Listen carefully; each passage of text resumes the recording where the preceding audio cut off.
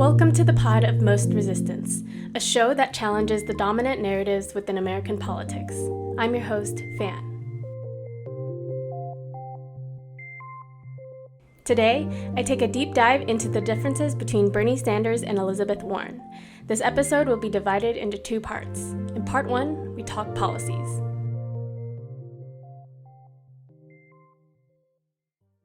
Elizabeth Warren, a true believer of capitalism, has given hope to those who are tired of increasing political polarization and answers the call of voters who want radical reform without the radical labels. She gives fiery performances on the debate stage, and I believe has shown to be as articulate, if not more, than Bernie Sanders when defending her policy positions and voicing the frustrations of the restless. Sanders and Warren are virtually on par with each other on a number of important issues like LGBTQ rights, gun control, voter protections, and criminal justice reform. The areas where I think Warren outshines Bernie are ending the filibuster, universal child care, and ending corruption in Washington, but with one major caveat, which I'll explain at the end of the episode. When it comes to major domestic policies that directly affect American lives, Bernie Sanders pretty much has her beat.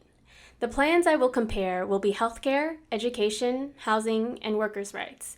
They also have vastly different plans on climate action, but you can listen to the episode about the Green New Deal to get more info. First, let's take a look at healthcare.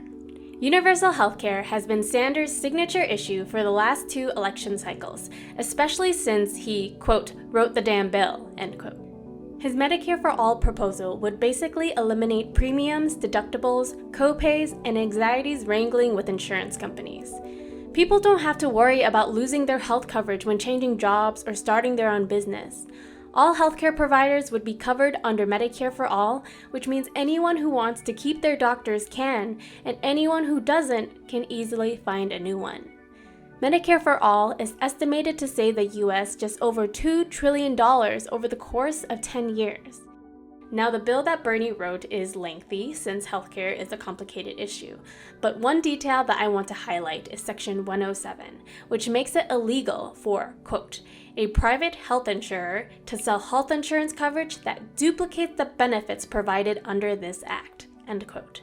This is to prevent practitioners who aren't satisfied with pricing under Medicare from accepting only private health insurance and forcing patients to pay out of pocket for services they can get virtually anywhere else for free. Aggregate polling has shown that the majority of all voters support Medicare expansion. Morning Consult, a technology branch of Deloitte, produced an interesting survey revealing how voter support changes depending on how the question of Medicare for All is phrased, which will be linked in the episode notes. Like many things about Sanders, his message about Medicare for All has been consistent and unwavering, which makes him the foremost leader on this issue, while others have dithered. If you've been following Warren's campaign, or at least watched the televised debates, she's made it clear to voters that she supports Medicare for All, but that's only been a recent change of heart. According to Politico, quote, like some presidential candidates who have co-sponsored Sanders' legislation, she's also signed on to other Senate bills this year that would more incrementally expand coverage. As recently as late May, she told reporters that she supported multiple approaches to expanding coverage and, if elected, would pull everyone to the table to craft a healthcare plan, end quote. Warren has supported Bernie's plan, but so has Senator Kamala Harris. Depending on the speaker, the phrase Medicare for All may not actually be invoked with its original meaning. It's been hijacked by other candidates whose plans are nothing like that of Sanders, who popularized the idea to begin with. Pete Buttigieg says he supports Medicare for All, quote, if you want it, end quote. And Senator Kamala Harris's own version of Medicare for All doesn't abolish private health insurance, expands Medicare Advantage, but not Medicare, which are two different things, and has a 10-year phase-in period, which drew ire from voters because such a plan could easily fail on the likely chance that the White House changes presidencies. The point here is that Warren hasn't officially endorsed Bernie's Medicare for All plan as part of her own platform, and she hasn't released any details for her own healthcare proposal either, a discrepancy that hasn't gone unnoticed by news outlets. In addition to that, Warren isn't going toe-to-toe with Bernie for canceling all medical debt. Warren has made a very good show of convincing us that she is against private health insurance, but has never said verbatim that she would abolish them or eliminate premiums, copays, or deductibles. When it comes to healthcare, the devil is truly in the details, and people like Warren are only adding confusion to voters by claiming that any plan would be as good as Sanders if we just slapped the Medicare for All label on it. Next, let's take a look at another potential universal program in the field of education reform and canceling student loan debt. Both Warren and Sanders promised to make 4-year and 2-year college education free. Bernie's College for All plan includes trade schools, whereas Warren's does not. But Warren is also seeking to eventually ban federal funding to for-profit schools. Additionally, they've joined the ranks of other candidates to provide extra support to historically Black colleges and universities, or HBCUs, and minority-serving institutions, or MSIs. Fun fact, Asian American and Native American Pacific Islander serving institutions, or ANAPCs, are a special designation under the umbrella of MSIs. It's not a term as well known as HBCUs, and it shatters the myth that Asians and Pacific Islanders don't need government assistance. But I digress. Warren's plan will set a minimum budget of $50 billion for HBCUs and MSIs over the course of 10 years. Sanders' plan would give $13 billion to these institutions, which is a substantially lower amount because that's not also counting Sanders' Thurgood Marshall Plan for public education, which aims to eliminate systemic racial inequalities that persists in grades K through 12 and end the school-to-prison pipeline. Here are a few details to the Marshall Plan. Triple Title I funding and ensure equitable funding to rural and indigenous communities, expand teacher training programs at HBCUs, MSIs, and tribal colleges and universities, withhold funding from charter schools until they've been fully audited, establish a national per-pupil spending floor, expand access to summer and after-school programs, provide 1-year free universal school meals, transform schools into a public good by funding community school programs, mandate that the federal government provides at least 50% of the funding for special education, and start all teacher salaries at $60,000 a year. Altogether, the Marshall Plan would add at least $50 billion to education per year, more than doubling what we currently spend. Now, this may seem like a lot, but keep in mind that in 2015, the U.S. spent less than 7% of its federal budget on education. Now let's touch on the topic of student loan debt. Warren's plan caps student loan forgiveness at $50,000 per person if they live in a household that makes less than $100,000, partially forgives student loan debt for people whose household income is under $250,000, and offer no relief for people who make more than that. On the other hand, Bernie's plan to cancel all student loan debt has been criticized as going too far as to help people who don't need it. Tamara Heiler, Deputy Director of Education at Third Way, a centrist Democratic think tank that routinely criticizes progressive Democrats, and in this case, independents, told Inside Higher Ed, quote, "We believe that blanket debt forgiveness in general is bad policy that primarily benefits upper-middle-class people who attended elite 4-year colleges and does nothing to appeal to the bulk of Americans who don't have a college degree," end quote. It's clear to see how Warren's plan will mitigate the racial wealth disparity, since Black graduates are more likely to receive lower pay and default on paying back student loans. But the claim that Bernie's plan would exacerbate the wealth gap hasn't yet been studied. Personally, though, I don't see how Warren's plan is any more virtuous than Sanders', because it essentially penalizes students for going into higher-paying professions, a choice that's often made because of the obligation to pay back those loans after graduating. We could also pose the same argument about going too far with Social Security, but just because it's something that both rich and poor people benefit from doesn't mean it shouldn't be universal.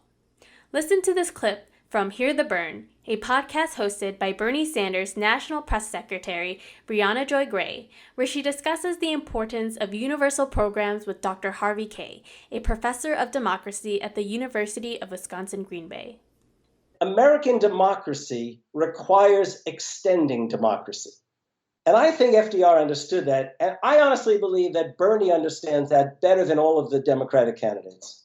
Yeah, I do think that there's a strategic component to these universal programs and being increasingly inclusive and helping broader groups of people that often gets written off as somehow a deficit, right? They say, oh, these programs overextend. They cost too much. They are too broad. They help people who aren't exclusively the most desperate, completely ignoring the political shielding that's built into a program that because it helps everyone is invested in it, and then they protect those same programs. And that is exactly what the strength of programs like Social Security that are broadly popular.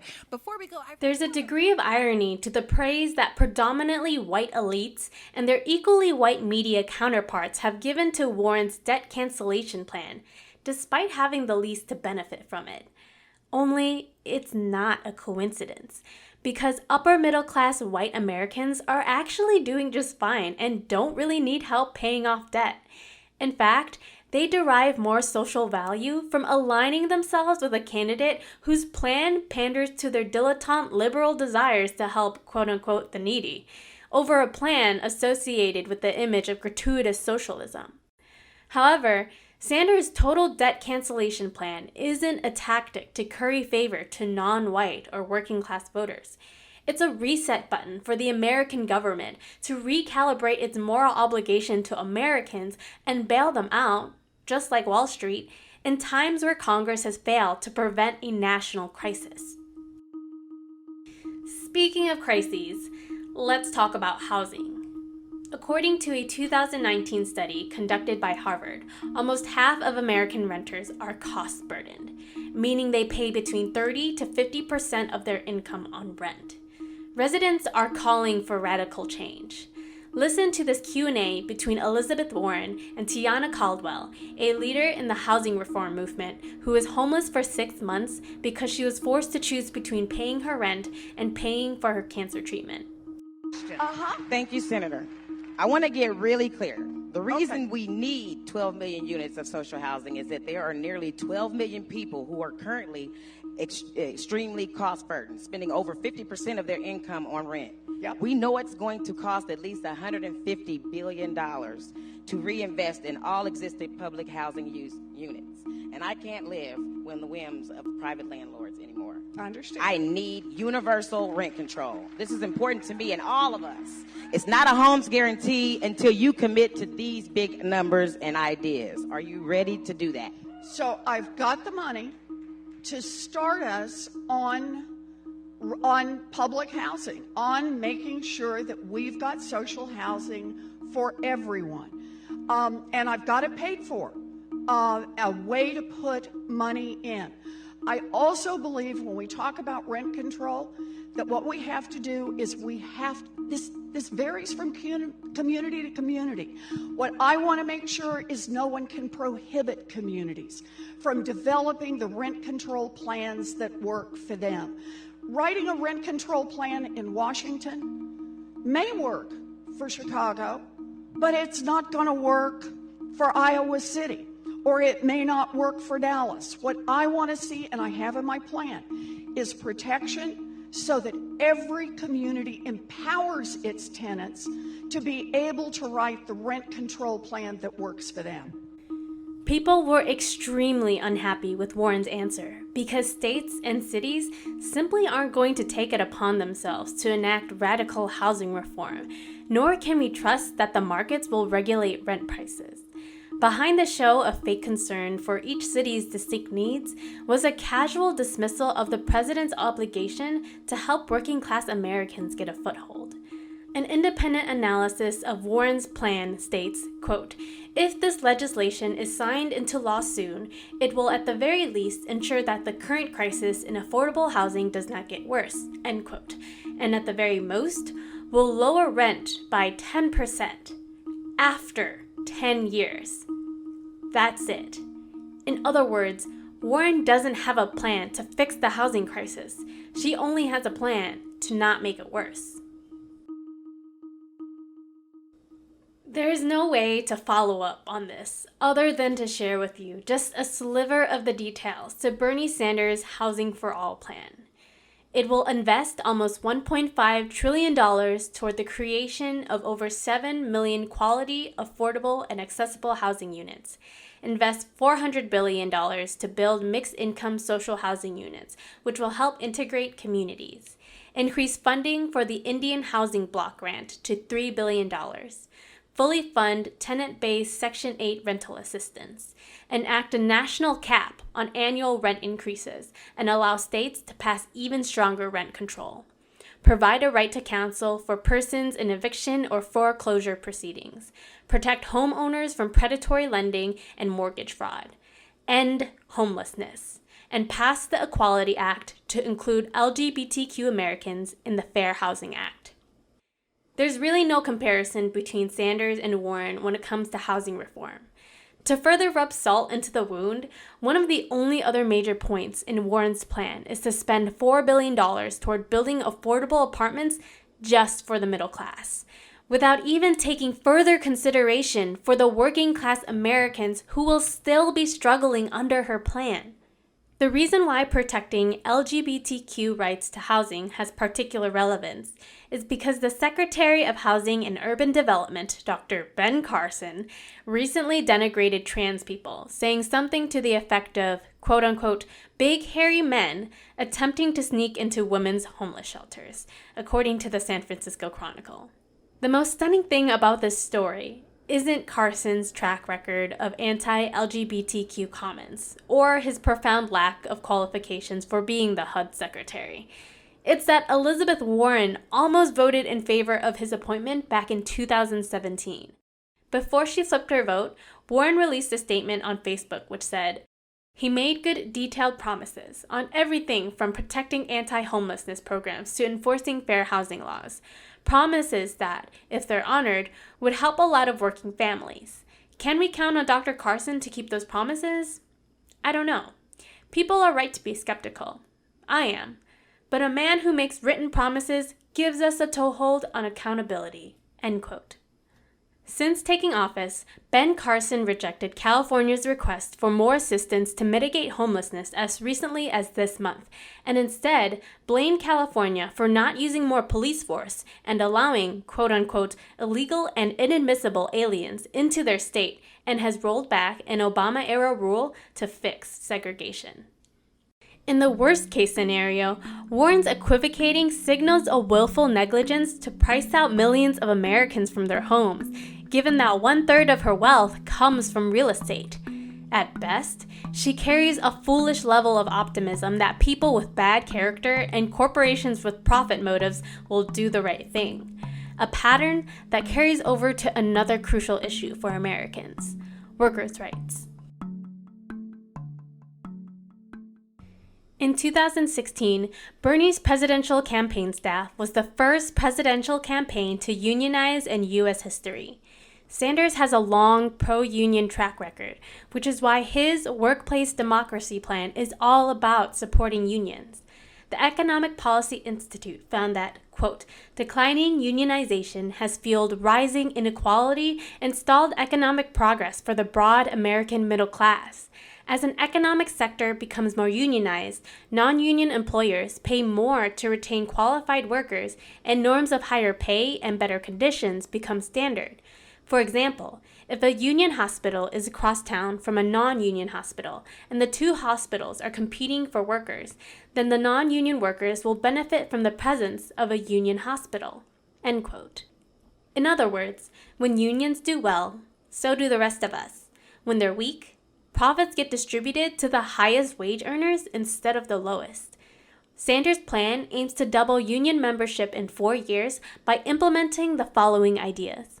Make it easier for employees to form unions through majority sign-up instead of a lengthy election process. Require that employers establish a just cause for termination. End misclassification of workers as independent contractors.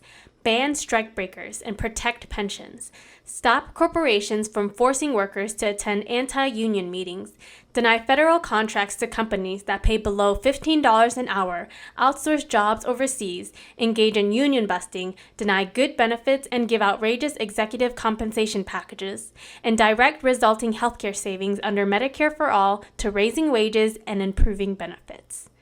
Sanders' Workplace Democracy Plan is the most revolutionary ever proposed by a presidential candidate and has its roots in Dr. King's own advocacy work. Here's some context to the plan's inspiration when Sanders was interviewed by rapper Killer Mike. Compels me to keep supporting you. Your policy is the only policy that I have seen in my lifetime that matches up with the policy of what was the Poor People's Campaign. It is the only policy that matches up with what's fair and just. Let me just pick up on one point you made. And a lot of people don't know this. At the end of his life, not only did Dr. King get murdered in Memphis, where he was not on a quote-unquote civil rights effort, he was standing with some of the most exploited black workers in America. Absolutely. And he said, I'm going to go down there and help you form a union and get decent wages and decent working conditions. That's where he was murdered. And at that same time, what he was also doing is trying to put together a poor people's campaign. Absolutely. Bringing together blacks and poor whites and Native Americans and Latinos to saying, you know what, we have got to march on Washington. We have to encamp ourselves in Washington. We have to demand a fundamental change in national priorities. Instead of continuing spending billions of dollars on a war in Vietnam, then we got to invest in housing, in healthcare, in the needs of poor people and working people. What a profound, think about it for a second, what a profound and revolutionary concept that was. I concur. And that is the moment that he was killed. And in a sense, as for Warren, she's shown her support of unions by joining the United Automobile Workers in the picket lines this month when an agreement with General Motors for raising wages couldn't be reached. The closest plan Warren has for protecting workers' rights is the Accountable Capitalism Act, which includes the following. Require federal charters for all corporations with more than $1 billion in annual income, which would give the federal government more power to regulate. Prohibit company directors from selling shares within 5 years of receiving them or within 3 years of a company stock buyback. Require big corporations receive an approval of 75% before engaging in any political spending. However, companies have been able to sidestep limitations on corporate spending through political action committees, so this provision is essentially useless. And lastly, Warren's most radical idea would be to empower workers at big corporations to elect no less than 40% of the company's board. Jacobin, a leading voice of American socialism, wrote an article that goes into further detail for why this last provision, also called co-determination, is quote-unquote incongruously grandiose. But here's the basic gist for why Warren will never actually make co-determination happen. Bernie Sanders crashed a Walmart shareholders meeting in June of this year and urged them to pass a proposal to give employees a seat on the company's board, which, according to Vox, is an unprecedented ask, and no public U.S. company has ever allowed employees to sit on the board of directors. Needless to say, the proposal failed. Such a plan would fundamentally shift the power structure and subvert the social contract between U.S. corporations and their employees. I just told you how Bernie Sanders released an 18-point plan that would give more power to workers. Not one of them includes co-determination, despite his ostensible support for it. The reason is likely that his campaign is aware of exactly how far away we are from where co-determination is even possible. Giving players a penalty shot is one thing, but letting them rewrite the rules of the game is something else entirely. After taking into account the implausibility of co-determination, the result is that, once again, Warren doesn't have a plan for protecting working-class Americans that's anywhere near as ambitious as Sanders. There simply isn't enough time to say everything there is to say about Sanders and Warren's policies. The prevailing theme in Warren's plans is the reliance on large corporations to simply obey the law, forfeit their profits, and assume the social responsibilities that have been unduly unloaded onto an entire generation of Americans. When you read Warren's plans, they're often couched in flowery language of how she'll fight Wall Street on our behalf, but she's barely released any plans, if at all, that will actually be funded through taxes on Wall Street. In fact, Warren even attributed the housing crisis to, quote-unquote, a basic supply and demand problem. As if runaway capitalism has played no role in eviscerating working and middle-class stability.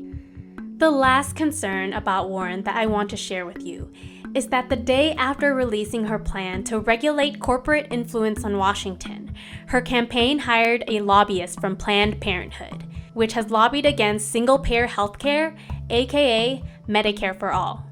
I don't have any objection for Warren's choice to identify as a capitalist to her bones, but her choice to protect the interests that have created an economic system where a nonprofit for women's reproductive health is able to make $50 million in profit is exactly the reason why die-hard capitalism has no place in the White House. Thank you for listening to this episode. Subscribe so you can be notified when part 2 is released. All sources will be posted on the website resistancepod.com. If you enjoyed the program, make sure you give it 5 stars. You can find Pod of Most Resistance on iTunes, Spotify, YouTube, or wherever you listen to podcasts. See you next time on the Pod of Most Resistance.